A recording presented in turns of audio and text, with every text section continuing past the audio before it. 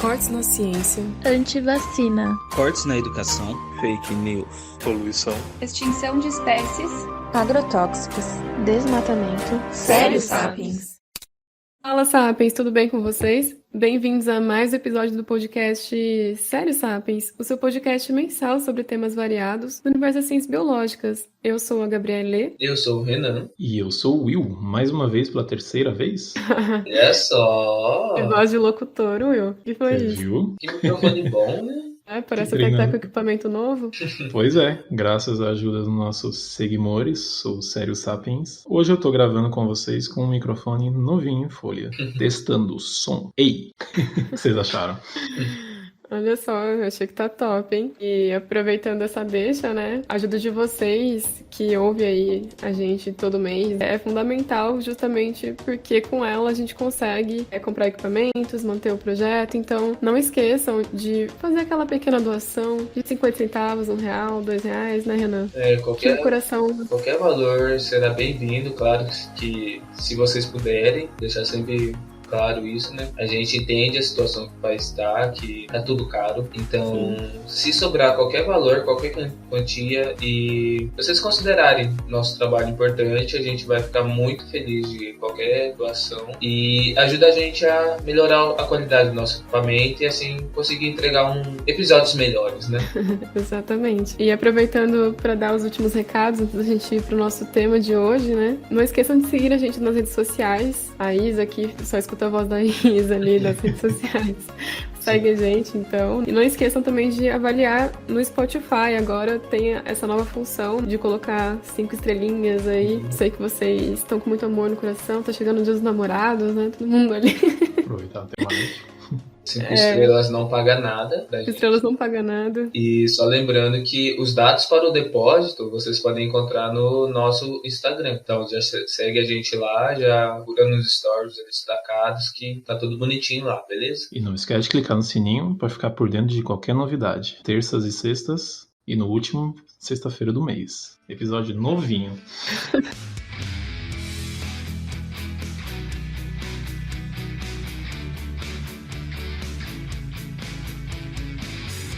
Bom, e sobre o que a gente vai falar hoje? Bem, o Sapiens já deve ter olhado no título do episódio, né? Mas hoje o nosso tema vai ser sobre planejamento urbano sustentável. Mas antes da gente pular de fato nesse tema, a gente tem que voltar a uma casa para falar de planejamento urbano, certo? Mas antes da gente entrar também nesse tema, a gente tem que voltar mais uma casa para falar que são as cidades, né? É importante a gente voltar às origens, assim como os maias e os astecas faziam. Ia pegar o início da coisa, né, Renan?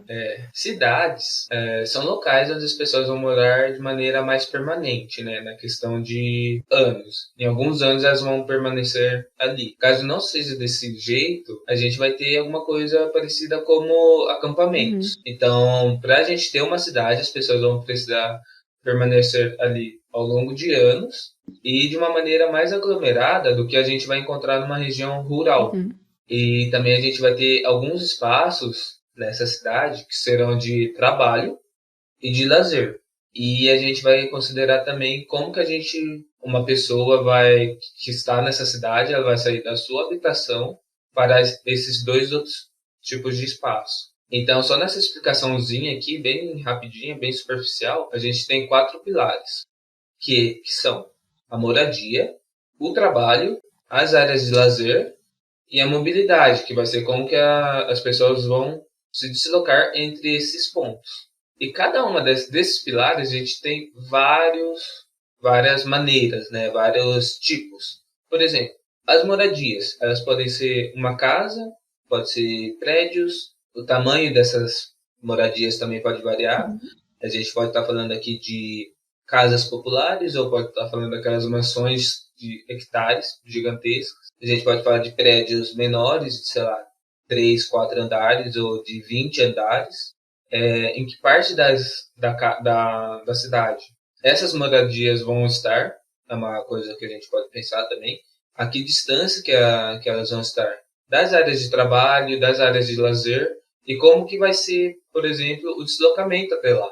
As pessoas vão se deslocar a pé, de carro, ônibus? São todas questões ou melhor, alguma das questões que a gente precisa considerar quando a gente começa a pensar no planejamento das cidades, né? Quando a gente entra no contexto urbano, as coisas parecem que sempre estiveram ali, como se tudo sempre fosse dessa forma, como se a gente não tivesse tantos fatores aí como você falou. E eu acho importante a gente trazer para a conversa, Renan, que existem algumas regrinhas ali, né? Quando a gente fala de como planejar uma cidade, como que as coisas devem ser numa cidade, e nada mais claro do que a nossa Constituição para trazer isso, né? A famosa, né? 1988, pra vocês verem, já tá aí Um faz tempinho, tempo. né? Então, a Constituição, ela traz ali no artigo 182, se eu não me engano, a necessidade da gente elaborar um plano diretor para cidades com mais de 20 mil habitantes. Então, São Carlos, Piracicaba, que é da onde a gente está falando aqui, né, do estado de São Paulo, essas cidades, elas têm um plano diretor porque elas têm mais do que 20 mil habitantes. E esse plano diretor, o que ele vai ser? Basicamente, ele vai nortear, né? Ele tem o objetivo de ordenar essas funções que o Renan citou aqui, que a gente vai encontrar numa cidade. Outras palavras, assim, bem básico, é planejamento. Resumidamente, planejar a cidade. Quando a gente começa a pensar no futuro, quando a gente começa a planejar, a gente começa a evitar vários dos problemas que a gente tem numa cidade. O que não é uma coisa rara de se ver, né? Só pegar alguns exemplos, a gente vai falar bastante de São Paulo aqui nesse episódio, porque São Paulo capital, porque é o maior exemplo de cidade que poderia ter um planejamento melhor. É importante a gente falar que mesmo que tenha o plano diretor, como a maioria das cidades tem, não garante esse planejamento, né? Não garante que as coisas vão funcionar devidamente. Vide aí o caos, vários problemas de saneamento, vários problemas de mobilidade urbana que a gente tem nas cidades, principalmente cidades maiores. Então a gente vai entrar no planejamento para depois a gente falar desse tal de planejamento urbano sustentável, que é um negócio ainda mais doido, né? Eu acho que as pessoas podem estar perguntando, né? Mas quais tipos de problemas a gente pode ter numa cidade que não tem o planejamento ou que não segue esse planejamento? São vários, ainda bem que você tocou nisso. Provavelmente alguns, nem todos os nossos seguidores vão lembrar de um joguinho que tinha, que é o SimCity. Ele exemplifica certinho, porque você vai construindo uma coisa aqui, construindo lá, depois vira bola de neve de problemas. Desses problemas são vários, como por exemplo, poluição. Quando você bota muita gente, muito carro, muito trânsito no mesmo local, é emissão de gases, é emissão de um monte de dejetos e outras coisas, que acabam levantando poluição aérea, como inclusive poluição hídrica. E todo mundo sabe também, a gente já comentou em alguns dos episódios, sobre as ilhas de calor, a ocorrência de chuva ácida, deslizamento de terra. Principalmente aqui no Brasil, nos últimos anos, temos visto bastante casos de deslizamento de terra. Já pararam para pensar, se tivesse um pouquinho mais de planejamento, né, que é um ponto que a gente está frisando, algumas situações, até mortes de pessoas que acabamos tendo, poderiam ter sido evitadas. Demais, né? Esses problemas de deslizamento de terra, enchente. Tem um dado que eu acho que é de 2017, que o Brasil ele tem um prejuízo de mais ou menos 800 milhões por desastres naturais. E isso inclui enchente, né? Então, quando você tem eventos extremos, isso acarreta um monte de problema. Em São Carlos, por exemplo, quantos vídeos de carros sendo levados, né? De coisas sendo arrastadas por conta de enchentes, assim como a gente viu no país todo no início desse semestre. Então, São Carlos é um grande exemplo. Para quem não conhece, São Carlos foi construído, no caso, em morros. Então, basicamente, e uma das partes bem populosas da cidade, que seria o centro de São Carlos, ela fica bem no fundo de um vale, e no qual construíram em torno de... O centro da cidade, basicamente, é nesse vale, né? São as margens de um rio completamente degradado. Era uma prática que muitas cidades acabaram fazendo de você soterrar rio, né? Você construir a cidade em cima do rio.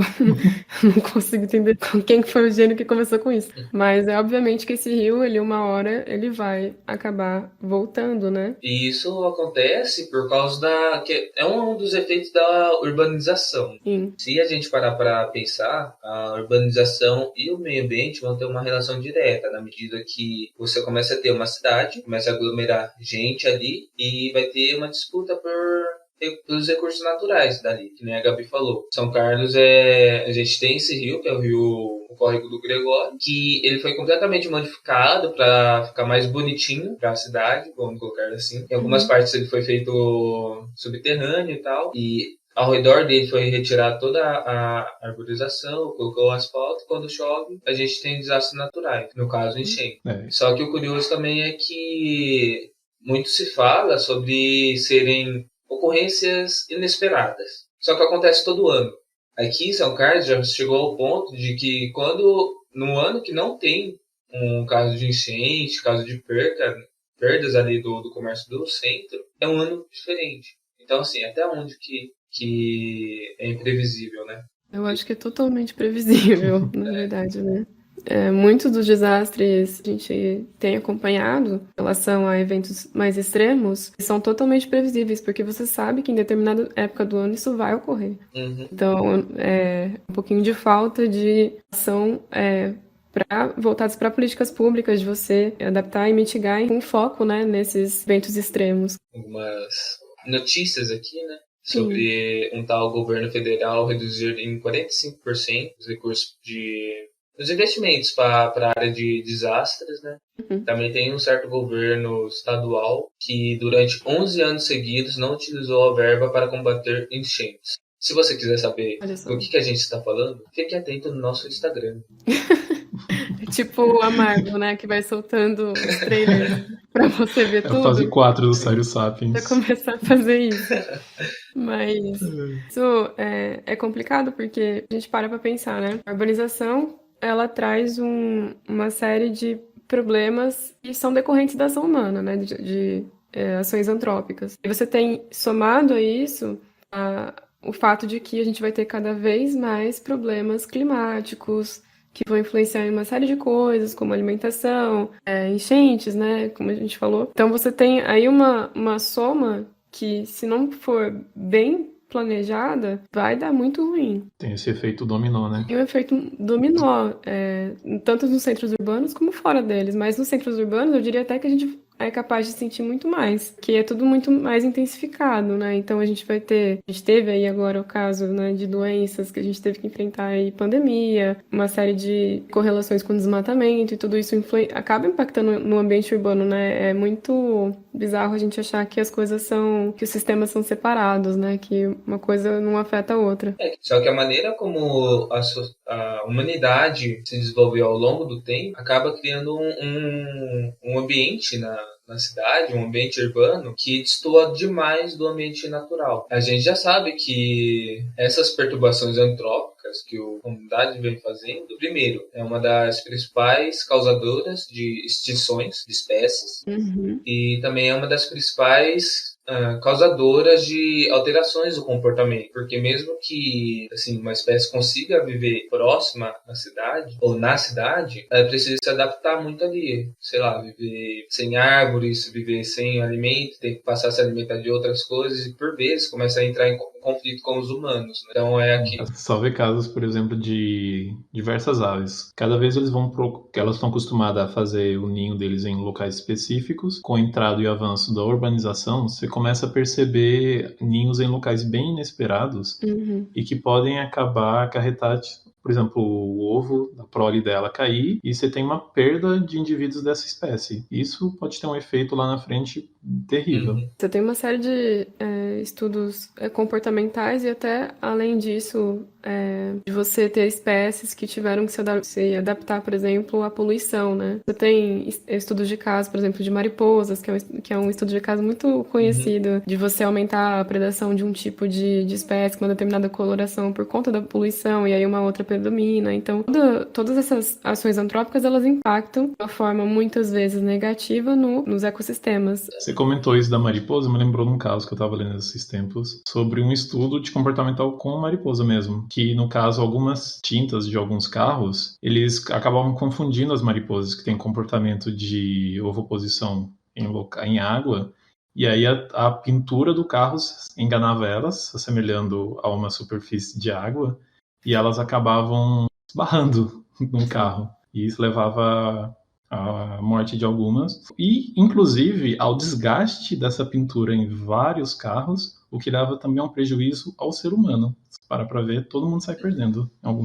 Fora, por exemplo, você tem que lidar com uma série de encontros indesejados aí, muitas vezes, quando avança muito, né? A urbanização avança muito, a gente acaba tendo que lidar com alguns encontros, desde alguns aracnídeos, insetos, até outras espécies, né? Então você pega escorpião, quando você tem um desequilíbrio ambiental, por exemplo, dengue. A dengue é um resultado direto de ação antrópica, de desequilíbrio do ecossistema, né? Por que a gente tem algumas espécies que ficam se sobressaindo? Porque a gente tem um desequilíbrio ambiental. Então, como é que a dengue se proliferou desse jeito? Porque a gente tem uma falta de predador, como sapos, enfim, outros predadores aí que predam, mosquitos. Então, é um desequilíbrio da cadeia como um todo. E isso impacta a gente negativamente também. Mas para realizar um planejamento ambiental, um planejamento urbano, desculpa, a gente precisaria de alguns pilares, algum eixo, né, para isso. Sim, algumas pessoas podem achar que um planejamento ideal, né, ele não foi pensado ainda, mas ele foi. A gente tem diversos autores aí que trazem essa questão do planejamento urbano e esses eixos estruturais que você falou. A gente tem desde o aspecto de governança, que a gente até falou um dos episódios passados, né, nos bens comuns. Então, quando a gente tem, por exemplo, a governança, é você desenvolver a cidade reconhecendo que você tem diferentes grupos sociais, diferentes interesses e demandas naquela cidade. Então, qual é a demanda daquela cidade para a mobilidade urbana? Qual que é a demanda daquela cidade para o planejamento dos recursos hídricos? Isso você não pode simplesmente tomar decisões de cima para baixo e sem considerar todo o bioma, onde está inserido, quais são os grupos sociais que ali existem, qual que é o planejamento territorial, né? O que você tem em volta. Então, para você fazer isso, a gente precisa dessa coisinha que a gente chama de governança, que é você chamar todo mundo que é interessado, né, que tem interesse, que vive ali, para tomar uma decisão, para ajudar a fazer um planejamento, reconhecer essas demandas. Então, e a gente tem os bens naturais comuns, né, que também a gente falou nesse episódio, que é você entender que os bens comuns, eles são da sociedade e eles vão oferecer para a população uma série de serviços ecossistêmicos, né, a partir disso. Então, é obrigação do governo conservar ou preservar e garantir o acesso de todo mundo. Um outro ponto desses eixos seria, no caso, a justiça social, cultura e paz. É assim que está descrito. Que, no caso, seria o quê? Você promove o bem de forma coletiva, ou seja, é necessário existir uma equidade para os vários grupos sociais e a condição deles. E aí você vai ter uma série de outros aspectos também que vão envolver, por exemplo, educação para a sustentabilidade. Então, como que você faz essa educação voltada para a população que vive ali, que eles entendam o valor da conservação daquele patrimônio, seja ele material ou imaterial, né? Essa educação, ela também tem que ocorrer concomitante, porque senão você tem uma população totalmente à parte do ambiente que vive, né? E consumo responsável e, no caso, as opções de estilo de vida, que é o que a gente fala do consumo exacerbado. Os nossos recursos, eles são limitados. E, às vezes, você tem esse consumo exagerado da população. Isso pode levar ao desgaste ou esgotamento desse recurso. E essa questão do opções de estilo de vida é uma coisa muito importante também que afeta o aspecto de mobilidade, por exemplo. A gente olha, a maior parte das cidades, elas são planejadas para carros. Elas são pouco planejadas para pedestres e muito menos planejadas para ciclistas ou outros meios de transporte, né? Então, você tem sucateamento de transporte coletivo. Já andou de trem aqui? Só para saber, porque vocês conseguem ter uma noção do que a gente está falando. Exato. A gente, né, não avançou em nenhum tipo de transporte sustentável, então você tem toda essa questão de mobilidade, ela é um pouco complexa, mas ela é da forma que é hoje porque você não teve um planejamento a longo prazo, né? Então, como que a gente vai manter esse tipo de mobilidade a longo prazo? É inviável você manter esse gasto e emissão de combustível e CO2 e, enfim, gases para a atmosfera do jeito que está. E só fazendo parênteses aqui, que com base em tudo isso que a Gabi falou, carros elétricos não são exatamente a melhor opção para o futuro, tá? Mas pra frente a gente vai voltar nisso, mas já fica com isso na cabeça. Esse é um ponto que é importante frisar. Toda atividade nossa antrópica, ela tem uma marca, ela deixa um rastro ecológico. A questão é optarmos pela que tem que tem um impacto menor. Interessante isso porque quando as pessoas às vezes falam de algo, o transporte sustentável, enfim, qualquer coisa que a gente está falando na sociedade, a gente tem que analisar a produção como um todo, né? Então, o que alimenta aquilo, como que aquilo é feito, você tem carros elétricos, você pega qual tipo de energia que está alimentando aquilo, dependendo do país que você tá. É solar? É hídrico? Tá alimentando, né? E isso é muito complicado. Aqui no Brasil, o carro elétrico não é sustentável, né? Que a nossa matriz energética basicamente é hidrelétrica. A hidrelétrica tem, sim, um grande impacto socioambiental negativo.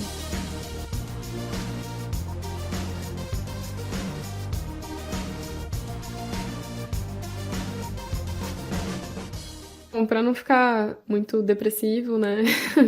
Ficar falando de problema que a gente sempre fala, mas porque é importante trazer. Essa segunda parte, eu acho que seria legal a gente falar um pouco das soluções também, para o pessoal não xingar a gente depois nas redes sociais. Então, quais seriam as soluções para o planejamento urbano do ponto de vista ambiental ou socioambiental, né? Porque aqui a gente tem um pouco mais de liberdade para falar desses aspectos e não de todos os aspectos da sustentabilidade, porque são vários, né? Como a gente falou, sustentabilidade não é só aquele selinho verde em produtos, marcas, vai muito além disso. Aqui eu acho que daria para pontapé, assim, uma pesquisadora, arquiteta, né, que eu gosto bastante de falar, que é a Nora Liberton. Ela é PhD em desenvolvimento urbano pelo MIT e mestre em urbanismo em Harvard, né? Um pequeno currículo aí. Mas por que eu gosto de trazer ela? Porque ela elaborou 5 princípios importantes que vêm um pouco em cima daqueles eixos estruturais que a gente citou na primeira parte, e ela começa trazendo a necessidade da gente compreender nesse planejamento urbano que a sustentabilidade ela deve ser inclusiva. Isso é um ponto bem importante que volta na questão da governança. No caso, Sim. você precisa entender que muitas vezes acaba sendo heterogênico uma cidade, uma localidade. E precisa lembrar que quando você planeja ou procura soluções e opções para a sustentabilidade da sociedade, você precisa levar em conta todo mundo. Existem pessoas em situações mais vulneráveis que, às vezes, por falta de opção, acabam se alojando em regiões de mais risco. É o termo errado. Por exemplo, as favelas, que muitas vezes acabam se localizando em encostas e em situações de chuvas, como o que vimos nesse ano e no ano passado, acaba levando a deslizamento e essas pessoas acabam ficando mais vulneráveis a essas alterações, esses impactos ambientais que muitas vezes nós mesmos causamos. Mas muitas vezes elas não têm escolha. É uma questão dessa desigualdade econômica que acaba forçando essa situação. É o que a gente já trouxe também sobre a questão do racismo ambiental, né? Quando a gente fala de mudanças climáticas e os impactos que isso traz, a gente tem algumas populações que vão sofrer muito mais do que outras. Quando a gente olha para as favelas, a gente vê que as populações de periferia são muito mais impactadas por uma questão de alocação histórica aí, né? A gente sabe que cidades elas foram planejadas para pessoas brancas, com dinheiro e todos esses aspectos históricos que a gente já conhece do Brasil, por exemplo. E que na periferia a gente teve a alocação de pessoas não por opção, mas por necessidade. Nas periferias a gente tem a maioria pretos e pardos, né? Que é o que o BGE agrupa como negros. Se quiser tirar a prova, só dá um Google aí de quantos casos de enchentes em bairros nobres você já viram, quantos serão na favela. Precisa acreditar, né? Então, temos outros princípios, certo? Os outros princípios, ela segue, né? Falando, por exemplo, de você incluir a sociedade civil na proteção do meio ambiente. E isso a gente tem vários estudos de caso de muito sucesso, entre eles, né? Uma que eu trabalho, inclusive, que é a participação pública na conservação e na gestão dos recursos naturais. Você tem Ciência Cidadã, você tem uma série de projetos participativos do ICMBio até, em que você inclui comunidades quilombolas, você inclui comunidades ribeirinhas, para que a população saiba gerir aquele ambiente. Então, vamos pegar o caso das favelas, né, que o Will mostrou. Muitas vezes a gente tem os deslizamentos por uma questão de erosão, de desmatamento das encostas, né? Então, você tem uma série de ações antrópicas que acabam causando, né, intensificando alguns desastres ambientais. E quando você passa o poder de gerir isso, o poder de você ter acesso ao conhecimento, apoio do governo em relação aos problemas que ambientais que ali existem, você consegue, em conjunto com a comunidade, mitigar e talvez adaptar essas ações, né, para as mudanças climáticas, por exemplo. Então, tem uma série de ações aí que é possível fazer em conjunto com a sociedade civil. Isso é bem importante. No caso, você acaba dando. A educação acaba dando a voz ao povo, até mesmo para denunciarem situações que eles vão saber reconhecer que não é o ideal, e até mesmo para pressionar o governo local, estadual, seja lá em que esfera que seja, para uma melhoria de condição. Sim, e além disso, ela vai trazer outros aspectos como tratar os serviços urbanos como parte de um circuito integrado, né? E fomentar o intercâmbio de conhecimentos entre as cidades. Então, isso é muito fundamental quando a gente olha para o Brasil, né? Onde a gente pode ter essa troca de informações entre realidades similares, mas também saber adaptar para cada contexto. Então, é muito comum a gente pegar modelos europeus e querer adaptar aqui para o Brasil. Só que nem sempre isso funciona, né? Já dizia o sábio, boas intenções do inferno tá cheio. Boas intenções, o inferno tá cheio. E por fim, a gente tem a questão de você alinhar os benefícios econômicos com os ambientais. E é um desafio na nossa sociedade lindamente capitalista, né? Mas dentro disso, isso é muito alinhado à questão, por exemplo, você saber que quando você olha para a adaptação, mitigação e resiliência dos sistemas, você traz um benefício econômico. E o que mostra muito bem isso é uma linha de pesquisa que tem se expandido cada vez mais, e é um termo guarda-chuva, que a gente chama, né, quando ele abrange outros termos aí que a gente usa, são as soluções baseadas na natureza. Então, ela traz, esse termo, né, ele traz basicamente abordagens de adaptação, redução de riscos de desastres, né, baseada em ecossistemas. Então, você tem soluções que a natureza traz como uma parte fundamental para a ação climática e conservação da biodiversidade. Quem está ouvindo pode parecer muito idealista, né? As soluções baseadas na natureza. Mas a gente tem muitos exemplos de como isso funciona na realidade. Então, você tem ações envolvendo manguezais. Mas então, só para dar alguns exemplos, eu convido o ouvinte a fazer uma viagem pelo mundo, a começar pelos Estados Unidos, mais precisamente na cidade de Portland, onde uma floresta foi usada para garantir a infiltração de água como alternativa à construção de uma planta para filtrar água, assim economizando para a cidade o equivalente a 155 milhões de dólares em 20 anos. Então é aquela velha máxima, né? A gente tem alguns serviços que a gente não precisa construir algo feito pela humanidade, pelos Homo sapiens. A gente já tem a natureza fazendo isso pra gente. Então tá aqui uma das importâncias de se conservar alguns biomas, ou a maioria dos biomas, pelo menos, né? Sendo bem conservador aqui. Sim. É uma coisa muito simples, né? Em teoria, você deixar algumas áreas verdes em pontos estratégicos de cidades, para você ter pontos de absorção de água e abastecimento do lençol freático, né? Então, em teoria é algo muito simples, mas o ser humano parece que adora dar volta pro mais difícil, né? O famoso, você não precisa reinventar a roda se a roda já está funcionando. Exato. Aproveitando essa viagem ao mundo, pro outro lado do globo, vamos para Japão, que uma empresa, a Tokyo Marine, uma companhia de seguro, ela está empreendendo num projeto de restauração de manguezal, que eles falam que promove como seguro para o futuro da Terra. Existe uma estimativa que esse projeto ele já gerou cerca de $1 bilhão em serviços naturais desde a sua criação em 1999, e que 40% disso, então, estaria relacionado diretamente com a redução do risco de desastre. Mas como assim risco de desastre e de manguezal? Será que a Gabi poderia explicar pra gente? Quando a gente tem manguezais, quando você conserva, né, manguezais e corais, eles têm uma função fundamental, que é você diminuir o impacto, por exemplo, de ondas na costa, né? Nas praias, nas cidades litorâneas. Então, quando você tem esses ecossistemas muito bem preservados, você consegue ter um benefício em relação à infraestrutura. Então, você economiza infraestrutura e até possíveis desastres quando você tem, por exemplo, não que vá barrar tsunamis, né, que é algo muito mais assim, mas ondas mais fortes, períodos, né, de vento, e todas essas questões que envolvem ecossistemas litorâneos, né, você consegue ter um benefício em relação a isso, além do fato de você ter ali preservado, né, uma biodiversidade específica, que também vai gerar outros serviços ecossistêmicos. Você tem ali muitas comunidades que vivem dos manguezais também, então você tem um benefício econômico de manter esse ecossistema. Além de outras coisas, por exemplo, quando você tem ventos e ondas muito fortes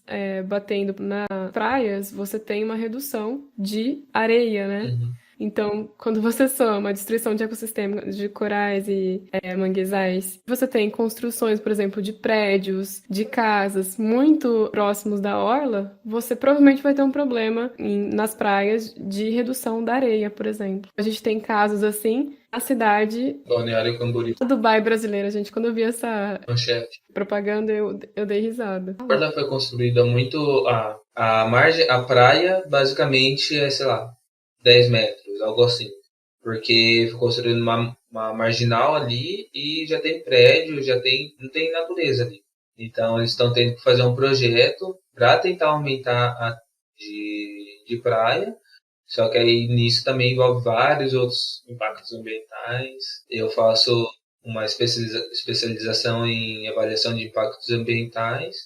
E vamos dizer que esse projeto que está sendo desenvolvido ali é no mínimo questionável, pode dizer assim.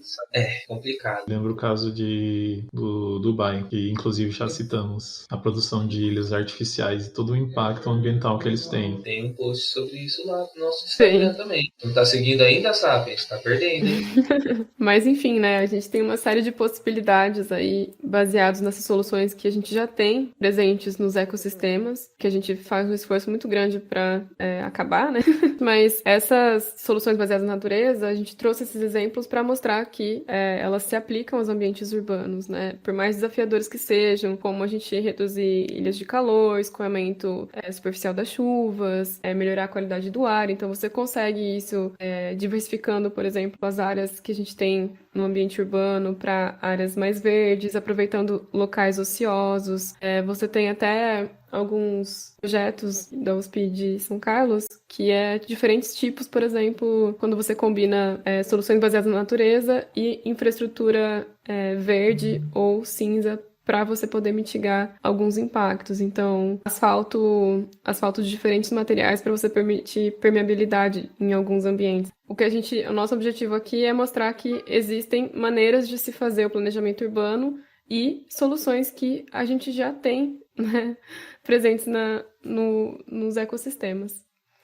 E eu acho interessante você comentar sobre essa arquitetura verde ou cinza. É tudo uma arquitetura ecológica, né, que busca trazer para a cidade a presença maior do meio ambiente, né? Porque, querendo ou não, se a gente, como está na Constituição, invocando ela de novo, né, no artigo 225, que fala sobre o meio ambiente, está lá que todo cidadão tem o direito a um ambiente equilibrado, ao meio ambiente equilibrado. Então, se a gente quiser que isso seja reproduzido nas cidades, a gente vai precisar dessa ecologia, essa engenharia ecológica, né? A gente vai precisar de um planejamento urbano sustentável, que a gente já vem...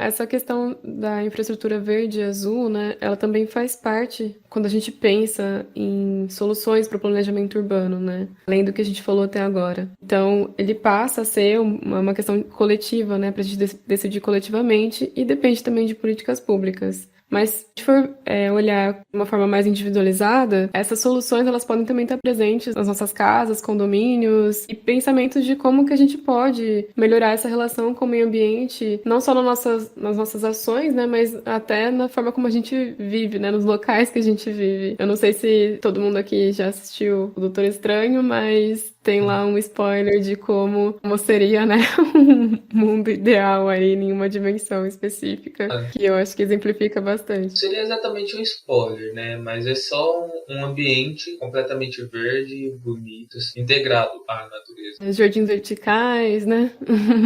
Um ambiente assim bem visualmente agradável. Sim. Mas voltando para nossa dimensão, a gente tem algumas possibilidades quando a gente fala de engenharia e arquitetura, né? Coisas mais simples até coisas um pouco mais complexas. É um exemplo bem legal que nossa querida amiga Isadora vive falando, a Lady Bird, é sobre construções bird friendly ou amigável às aves. São basicamente, não sei, assim, provavelmente o Sapiens já deve ter visto algum caso de aves batendo em vidros. Acontece muito em prédios e tal. E isso acontece porque esses vidros, para a maioria das aves, são invisíveis. Então seria uma troca desses vidros por um material que as aves conseguem ver e assim desviar deles. E isso tem seus impactos, né? Claros. Bom, já que estamos falando de construção, né? Nada mais justo lembrar que, né, a forma, o material, tudo isso acaba impactando o interior e o redor. A presença, no caso de muitos prédios que a gente vê em aglomerações urbanas, eles podem acabar acarretando um fenômeno que é denominado de cânion urbano ou desfiladeiro urbano. No caso, o que seria isso? Esse prédio ele passa a funcionar como uma barreira. Ele altera o vento e toda essa dispersão de gases feita estufa. Isso pode levar a aumento de doenças pulmonares. Essas barreiras, né, Will, que você falou, além de afetar as aves, elas também afetam a saúde humana. Isso fica muito claro quando você vai para São Paulo, por exemplo, e você está num prédio, você olha aquela camada bem bonita de gases, né? Quando você olha ali no horizonte, você tem uma camada mais escura, uma camada até chegar num céu um pouquinho mais limpo. Então isso fica muito claro. O efeito, né, de você ter todos esses prédios, somado a uma série de outras estruturas que a gente tem no ambiente urbano, que causa essa prisão, né, de certos gases poluentes aí. Pensar que a pessoa passa o dia inteiro exposto a isso. Não é à toa que nessa pandemia a gente viu que o uso de máscara, inclusive, diminuiu doenças pulmonares, né? E em várias cidades, as cidades mais poluídas, o uso da máscara no final do dia, ela realmente está com uma cor mais escurecida. Então. Outro ponto que comentamos acima, que era o material. No caso, alguns prédios são feitos com materiais que podem absorver calor, e isso pode levar à formação dessas áreas mais quentes. Tem um caso bem famoso no Reino Unido, no caso em Londres, de um prédio que, além de ter sido construído com material que absorve e reflete a luz solar, ele foi feito de uma forma, o prédio é meio convexo, de forma que ele acaba concentrando o calor. Chega um certo horário do dia que a rua atrás dela fica impossível. Tem até relatos de partes de carro ou de lojas que acabam derretendo mesmo. E isso mostra que é necessário ter um planejamento. Não adianta só jogar para ficar bonitinho. É o famoso fritar ovo no asfalto. É literalmente isso. Tem relatos de pessoas que chegaram a fazer isso como brincadeira. É triste. Mas, em contrapartida, temos um exemplo de como se basear. Em contrapartida, temos alguns outros exemplos que mostram como a natureza pode trazer soluções para alguns dos nossos problemas. Que é um caso de prédios que foram construídos baseando na estrutura de cupinzeiros. No caso, uns cupinzeiros de uma espécie sul-africana, na região da Namíbia, que ela faz a refrigeração da estrutura através de manipulando as correntes de ar de convecção. E alguns prédios estão fazendo isso. Isso pode levar à diminuição do uso ou à dependência do uso de ar-condicionado. E isso é algo bem legal. É o que eles chamam na arquitetura de biomimetismo. Isso é muito bacana. E é uma forma de o conhecimento da região que você está, né? Você conseguir aproveitar a luz solar e o vento em si, né? A ventilação do ambiente. Então, o que ajudaria muito a gente a economizar energia e diminuir alguns impactos, né? E já que o Will citou o Piseiro e tal, e a Gabi falou lá atrás sobre jardins verticais, né? A gente precisa, eu acho que não é segredo nenhum, que a gente precisa de cidades mais arborizadas, com mais árvores, com mais parques, com mais tudo. E aqui já faço aquele alto jabá, que é para vocês escutarem nosso episódio número 5, se não me engano, sobre florestas urbanas, que elas podem trazer inúmeras vantagens, inúmeros benefícios tanto para os humanos quanto para os animais, ajudando a construir uma fauna urbana, né? Sim. Porém, também a gente tem que pensar, indo além, a gente tem que pensar nas luzes da cidade e nos impactos que teria na vegetação.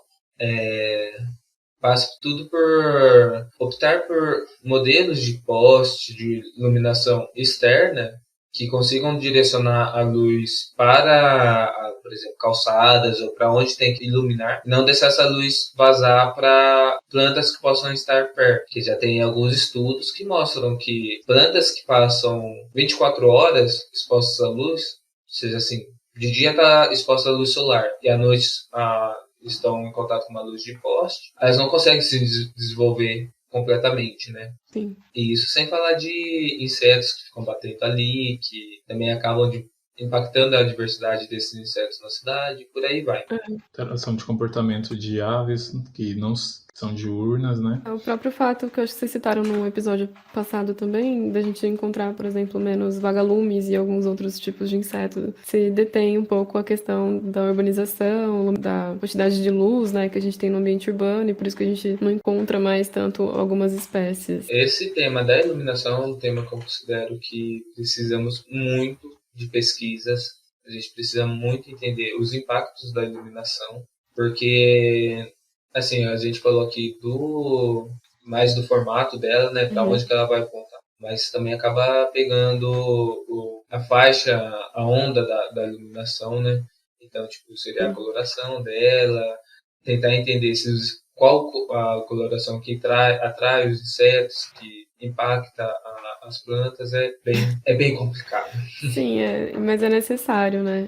E você estava falando de vegetação, eu lembrei de um fato que a questão de você ter parques e áreas florestadas no ambiente urbano, ele vai além da questão de você conseguir ter uma área ali para escoamento das chuvas, conseguir reaproveitar alguns espaços, porque ele também influencia no nosso lazer e no nosso bem-estar, né? Então, cidades bem planejadas que pensam na sustentabilidade também pensam no lazer das pessoas. E o lazer, ele está muito ligado a você ter ali uma área de qualidade para a população poder frequentar e praticar exercícios, que também é uma forma ali de você, né, aumentar a saúde humana.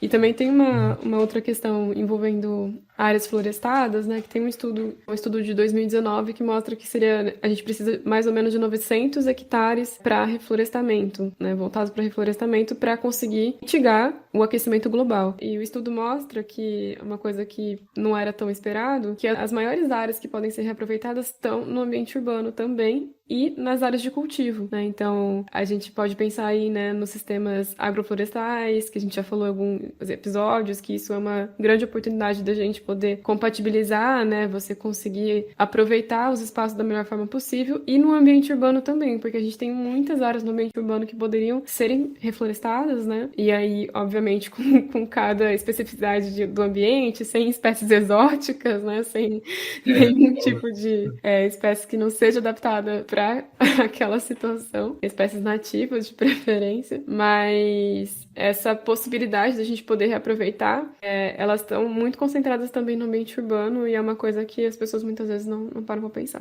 Só para exemplificar aqui, terreno baldio, aquele terreno que está sem uso, que está sem nada para construir, que muitas vezes as pessoas acabam jogando lixo ali.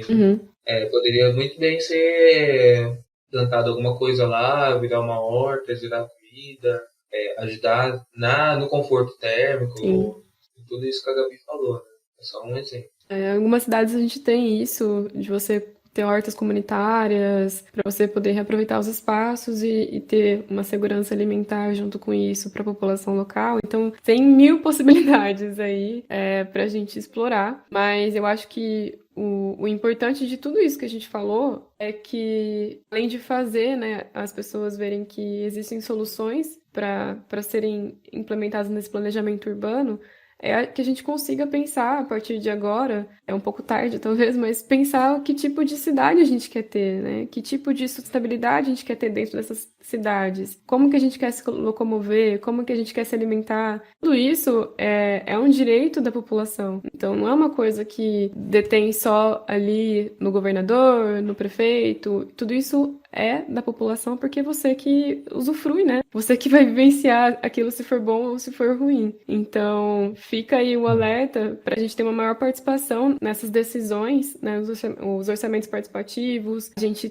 tem possibilidade de você conseguir pressionar para que as cidades tenham um plano de adaptação de mudanças climáticas. Algumas capitais têm, não são tão bem implementados. Tem. Qualquer cidade, ela precisa ter esse plano, porque em qualquer cidade a gente tem populações vulneráveis, a gente tem problemas com inundações, a gente tem uma série de problemas que a gente citou aqui nesse episódio. Então, fica aí essa pergunta, né? Que cidade que a gente quer ter daqui pra frente? Eu tenho 2 ponderações a fazer. Uhum. A primeira é que a gente não pode ficar pensando que sempre foi assim, sempre vai ser. Né? Uhum. É um pensamento que eu escuto bastante, que tipo, como assim uma árvore, uma cidade com mais árvores, uma cidade verde, como assim, sabe? E não, a gente pode mudar, assim como no passado a gente não tinha esse tanto de cidade, esse tanto de área urbanizada, a gente consegue no futuro mudar, aliar, integrar mais as cidades à natureza. Só que a gente vai ter que lutar por isso, né? Não vai ser fácil, infelizmente. E o segundo ponderamento é que esse ano é ano de eleições, né? Então, Exato. aproveita para dar uma analisada no que os seus candidatos estão falando sobre planejamento urbano, mesmo que não seja exatamente da sua cidade, mas sei lá, tipo, o planejamento urbano também passa pelos governadores, pelos deputados e tudo mais. Então, acho que vale a pena parar para ver se o seu deputado tá falando sobre isso, porque muitos aposto que não vão falar. E tem que ser logo. Se esperar demais, pode ser tarde. Sim. É importante de conhecer a atuação de cada ator político para a gente entender, né, que o legislativo, que são os deputados, eles têm poder sobre políticas públicas, né, a forma como elas vão ser aprovadas, em nível estadual, em nível nacional. Então, é importante a gente entender como cada ator político tem o poder na tomada de decisão para a gente conseguir se mobilizar, né? Se mobilizar para ter o tipo de vida que a gente deseja. E eu acho que é isso, gente. Eu espero que vocês tenham gostado do episódio. Não esqueçam de curtir, né? Deixar seus comentários aí. Conversa com a gente nas redes sociais. A gente responde. E até a próxima, né? Acho que é isso. Acho que é isso. Por hoje é só, crianças. Bom dia a todos que estão nos ouvindo. Uma boa noite. Boa tarde, babá bola. Nem sei falar mais. Aí, Will. Meu Deus do céu, Will. Os 45 do segundo tempo, Will. Bugou. Se você não fala boa noite, ele vai bugar. Eu ia mandar um boa noite, boa madrugada já. Ai, meu Deus.